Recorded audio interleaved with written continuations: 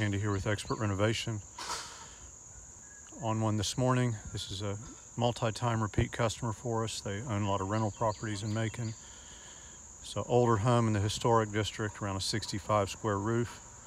Got a little flat area up at the top that we're going to do some CertainTeed flint lastic on. Other than that, it will be the usual integrity roof system, roof runner synthetic, CertainTeed Landmarks, and colonial slate. All the supply issues right now, we had to wait 2 weeks to get these. We were hoping to do this job last week, but it's here now. Got some chimneys to reflash. If we can keep the metal good, we're going to, but otherwise we'll change that out. Take you around front. So I guess you could call it a multi-family house. I think there's 4 tenants that live here. Real interesting home.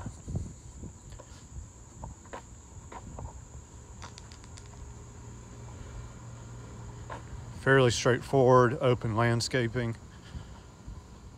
The dump truck's getting painted this week, so Mike Castile's bringing us a container here shortly.